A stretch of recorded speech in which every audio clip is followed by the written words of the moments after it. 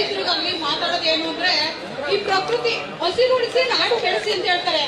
ಎಲ್ಲಾದ್ರೂ ಗಿಡ ನೆಡಿ, ನಮ್ಗೆ ಪ್ರಕೃತಿ ನಿಯಮ, ಪ್ರಕೃತಿ ಮಳೆ ಬರ್ಬೇಕಂದ್ರೆ ಬೆಳೆದು ಮಳೆ ಗಿಡ ಬೆಳೆಸ್ಬೇಕು, ಇಲ್ಲ ಅಂದ್ರೂ ನಾವು ಹೊಟ್ಟೆ ಅನ್ನ ತಿನ್ಬೇಕು ಅಂದ್ರೆ ಬೆಳೆ ಬೆಳಿಬೇಕು ಅಂತ ಹೇಳ್ತಾರೆ. ಎಲ್ಲರೂ ನಾವು ಬೆಳೆಯಾದ ಅನ್ನನ ಅವ್ರು ತಿನ್ಬೇಕು.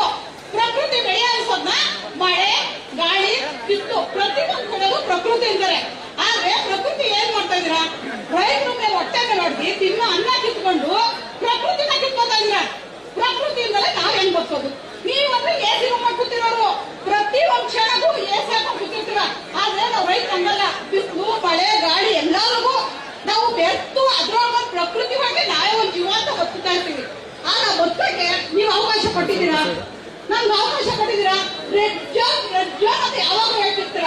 ಅದ್ರಿಂದ ಏನ್ ಬೇಕು? ಅರ್ಧ ಎಕರೆ 1 ಎಕರೆ 10 ಕುಂಟೆ 5 ಕುಂಟೆ ಇರುವಂತ ಬದಿ ಕೊಟ್ಟಿದ್ದಾರೆ. 1000 ಎಕರೆ ಇರೋರು ಅರ್ಧ ಎಕರೆ 1 ಎಕರೆ ಮಾತ್ರ ಚೆನ್ನಾಗಿ ಬದುಕ್ತಾ ಇದ್ರ. ನೀವೇನ್ ಗೇಯ್ಗೆ ಬದುಕ್ತಾ ಇಲ್ಲ. ನೀವು ಏನ್ ಗೇಯು ರೈತರು ಬೆಳೆ ಬೆಳೆದು ಏನ್ ಬದುಕ್ತಾ ಇಲ್ಲ.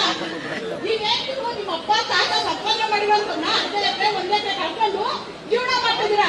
ಆದ್ರೆ ನಾವು ಆತರ ಜೀವನ ಮಾಡ್ತಿಲ್ಲ ಸ್ವಾಮಿ. ನಾವಿರೋದು 1.5 ಎಕರೆ ಜಮೀನು, 1.5 ಎಕರೆಗೆ ನಾವು ಬೆಳೆ ಬೆಳೆದು ತಿಂತಾ ಇದೀವಿ. ಆದ್ರೆ ಈ ಚರಂಡಿ ನೀರು ಕಲ್ಮಶವಾಗಿದೆ ಅಂತ ಹೇಳ್ತೀರಲ್ಲ, ಚರಂಡಿ ನೀರು ಕಲ್ಮಶ ಆಗಿಲ್ಲ.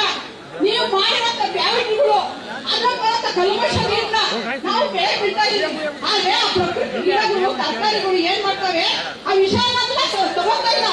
ಒಳ್ಳೆ ನೀರನ್ನ ಸೇವಿಸ್ತೇವೆ, ನಮ್ಗೆ ಒಳ್ಳೆ ಪ್ರೋಟೀನ್ ಅಂಶ ಇರೋಂತ ಮಾತ್ರ ಕೊಡ್ತಾರೆ. ನಮ್ಗೆ ಭೂಮಿ ಕಿತ್ಕೊಬೇಡಿ ಸ್ವಾಮಿ, ನಾವಿರೋದು ಕಮ್ಮಿ. ಆದ್ರೆ ನಾವಂತ ಬೆಳೆದಿರೋ ಅನ್ನನ ನೀವು ತಿಂತಾ ಇರೋದು, ನೀವು ಕೊಡುವಂತ ಅನ್ನ ನಾವು ತಿಂತಾ ಇಲ್ಲ. ನಾವು ರೈತರು ನಾವು ಬೆಳೆಯುವ ರೈತರು ಸಿಟಿ ಹೋಗಿದ್ದೀರಾ ಅಂದ್ರೆ ನಾವು ಬೆಳೆಯೋ ರೈತರು ಹಾಲಾಗ್ಲಿ ತರಕಾರಿ ಕಾಯಿ ಆಗ್ಲಿ ಏನಾಗ್ಲಿ ನಾವು ಕೊಡೋದಕ್ಕ ನೀವು ಕಾಯ್ಕೊಂಡಿರ್ತೀರ ಸಿಟಿ ಒಳಗೆ. ಹಳ್ಳಿ ಒಳಗೆ ಆ ತರ ಇಲ್ಲ. ನಾವು ಹಳ್ಳಿ ಒಳಗೆ ಒಂದ್ ಒಪ್ಪಕ್ಕೆ ತರಕಾರಿ ಸಿಟಿಯಿಂದ ಬಂದಿರೋ ಪರವಾಗಿಲ್ಲ, ಬೆಕ್ಕೆ ಸೊಪ್ಪಾಗ್ಲಿ ಅಣ್ಣೆ ಸೊಪ್ಪಾಗ್ಲಿ ಸ್ವಲ್ಪ ಕಿತ್ಕೊಂಡು ಹೊಟ್ಟೆ ಸೇವಿಸ್ತಾ ಇದೀವಿ. ನಾವು ಹೊಟ್ಟೆ ಹೊಡಿಬೇಡಿ, ದುಡ್ಡು ಅಕೌಂಟ್ ಹಾಕ್ಬಿಡ್ತೀರ ಅಂತಿರಲ್ಲ, ಅಕೌಂಟ್ ಹಾಕಿ ಎಷ್ಟು ದಿವಸ ತಿಂತೀವಿ.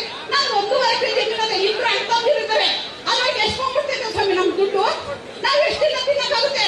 2 ಮಕ್ಕಳಿದ್ದಾರೆ, ಅವ್ರಿಗೆ ಅದೊಂದು ಇದೊಂದು ಕೊಡು ಸಾಲ ಮಾಡಿ ತೀರ್ಸ್ಕೊಂತಾರೆ. ಮುಕ್ಕಾಗುತ್ತೆ ನಮ್ ಸೈಡ್ ಕಾಣಕ್ಕಾಗಲ್ಲ. ನಾನ್ ಸೈಡ್ ಕಾಣಕ್ಕಲ್ಲ ಸ್ವಾಮಿ. ಅವರ 10 ಎಕರೆ ಇರುವಂತ ನಾನ್ ಬಡವ ಮಹಿಳೆ, ನಾವು ಶ್ರೀಮಂತರಲ್ಲ. ನಮ್ಗೆ ಇರೋದು 1.5 ಎಕರೆಲಿ 3/4 ಎಕರೆ ಬರೋದು. ನಾವು 3/4 ಎಕರೆ ಉಳಿಸಿ ನಮ್ ಜೀವನ ಬೆಳೆಸಿ. ನಾನು ಇನ್ನೊಂದ ಹೇಳ್ತಾ, ನಾವು ನೀವೇನಾದ್ರು ಅಕ್ವೈರ್ ಅಂತ ಮಾಡಿ ನಮ್ಗೆ ಅಕ್ವೈರ್ ನೋಟಿಸ್ ಎಲ್ಲ ನೀವು ಕೊಟ್ರೆ ನಾವು ಪ್ರಾಣ ಬಿಡೋಕ್ಕೂ ಸಿದ್ಧವಾಗಿರ್ತೇವೆ ಹೊರತು ನಾವು ಜೀವಂತವಾಗಿ ಇರಲ್ಲ.